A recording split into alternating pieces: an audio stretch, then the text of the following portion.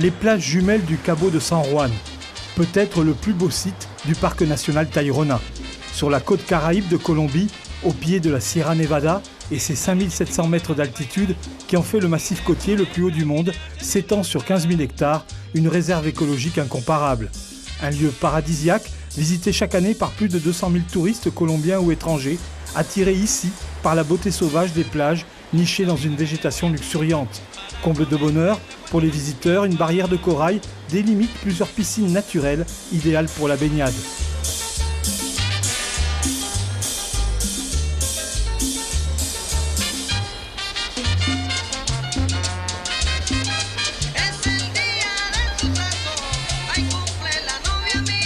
Ce décor de rêve est encore rehaussé par la présence de 400 espèces de mammifères, 600 espèces d'oiseaux et 770 plantes et arbres différents.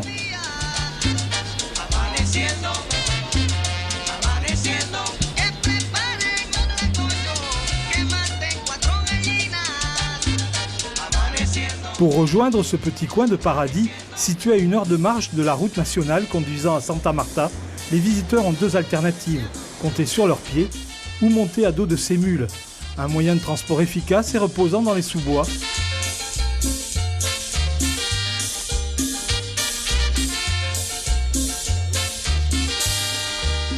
Mais également un gagne-pain pour les habitants de la région.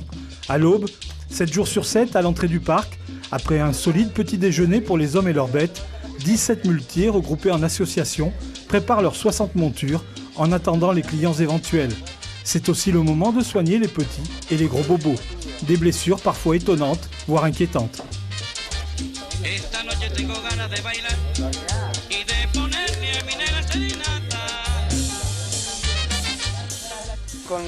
À cause de la selle, une plaie s'est ouverte ici. Et là, une chauve-souris l'a mordue, donc je la soigne. Elle mord, le sang coule, alors elle lèche le sang. C'est un travail dur, un travail manuel. Des fois, c'est très dur, mais il faut rendre service aux visiteurs. En ce moment, le sentier est sec. Pour aller jusqu'à Arrecife à cheval, il faut 40 minutes. Sinon, 1h30 quand c'est mouillé, ou 1 heure. Ça dépend du nombre de marcheurs sur le sentier. Durant la haute saison, on gagne bien. Mais maintenant, arrive la basse saison. C'est plus difficile parce que mes mules mangent tout au long de l'année. Ce sont des outils vivants.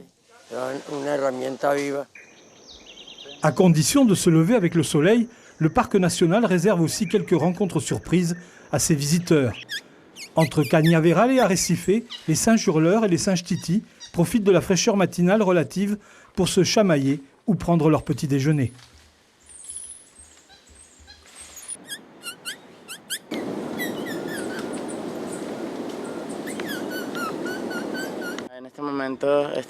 En ce moment, ils mangent des fruits et quand ils sont en train de manger, il est préférable de faire silence car c'est un moment de communication entre eux. Ils se sentent en danger, ils se mettent en alerte et vont tenter de s'éloigner pour se cacher. Ils sont à peu près 25 dans le coin et ils crient comme ça.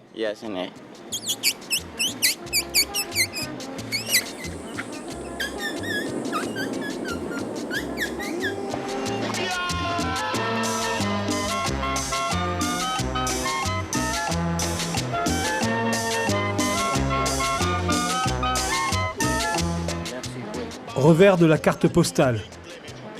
Avec la présence en haute saison de 8 à 10 000 personnes par jour, l'afflux touristique dans le parc a suscité l'intérêt d'investisseurs. Depuis quelques années, les bungalows de la plage d'Arrecife ou ceux de Cañaveral, au toit de chaume, vue sur la mer et jacuzzi sur la plage, offrent la possibilité de passer la nuit en pleine jungle dans un certain confort.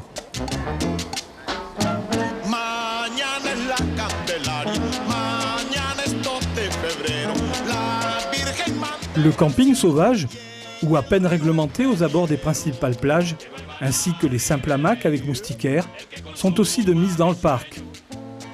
Conséquence, La pollution a augmenté malgré les efforts de l'administration du parc.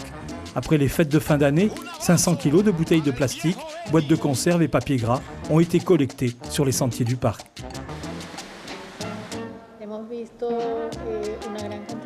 Nous avons vu une grande quantité d'ordures. Il y a donc bien une relation entre le nombre de personnes qui rentrent dans le parc et la quantité de déchets solides recensés. Ce qui se passe ici, ce sont des pics de fréquentation de touristes.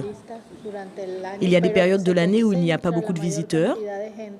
Le plus grand nombre de gens se concentre en décembre, surtout après le 25 décembre et jusqu'au 15 janvier.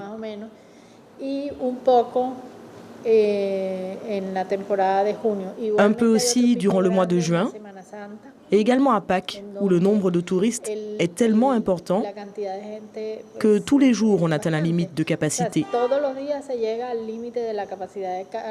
Et dès 10 h du matin, on doit fermer l'entrée du parc.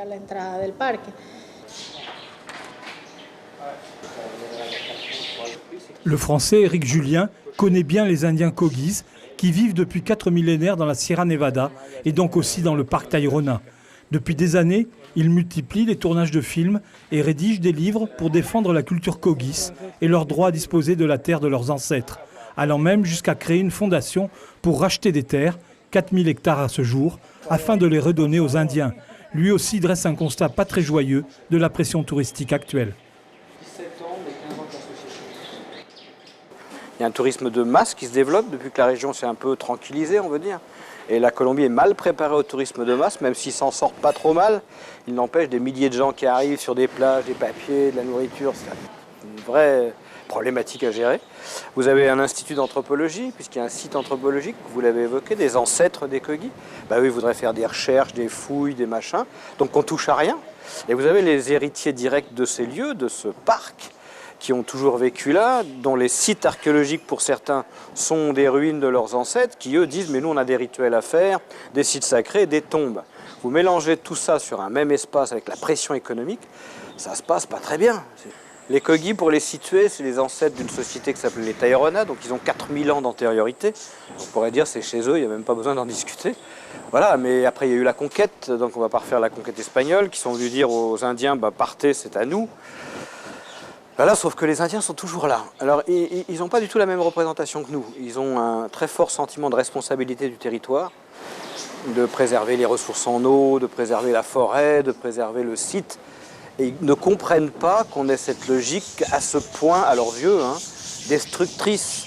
C'est une phrase connue que les Kogis auraient pu récupérer à leur usage. Quand on aura mangé toutes les fruits et légumes, quand on aura détruit toutes les rivières et quand il n'y aura plus d'air à respirer, on va se rendre compte que l'argent ne se mange pas.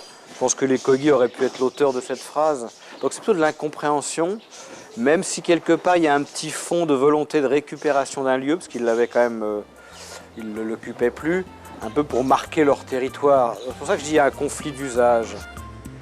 Il y a quelques mois, sur cette plage sauvage, le groupe international spécialisé dans l'hôtellerie de très haute gamme, Six Senses, voulait implanter un hôtel 17 étoiles. Un établissement constitué de petits bungalows reliés par des sentiers avec un accès par la mer qui, selon ses concepteurs, respectait totalement l'environnement. Mais une levée de boucliers sur les réseaux sociaux, suivie de manifestations à Santa Marta d'écologistes et d'amoureux du parc actuel, a fait avorter le projet soutenu un temps par des proches de l'ex-président de Colombie Álvaro Uribe et de l'actuel Manuel Santos.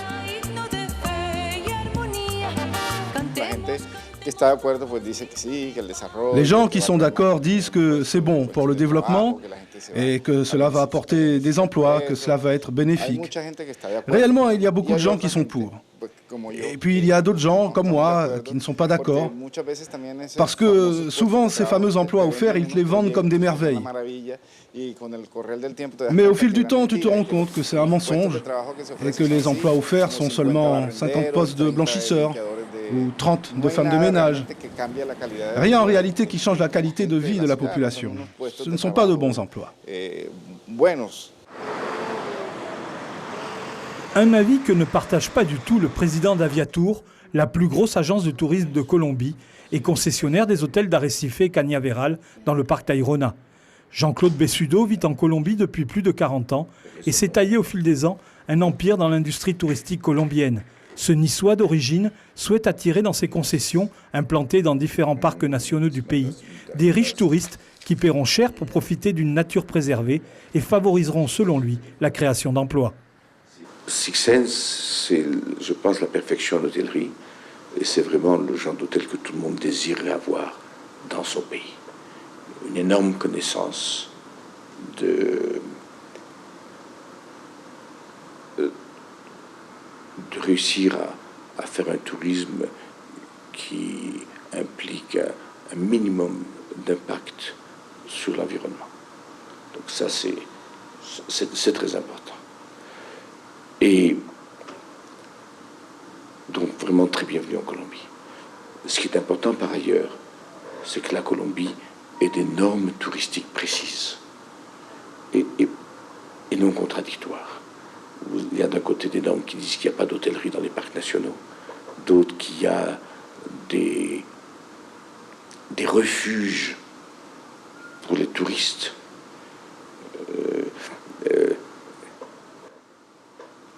Où commence le terme refuge et où commence le mot hôtellerie. Nous, officiellement, on fait des albergues para la visitancia. Moi, j'ai l'impression que la première chose qu'on a fait, c'est changer des matelas de cette taille-là avec des matelas de cette taille-là. Je ne sais pas si la différence entre refuge et hôtellerie.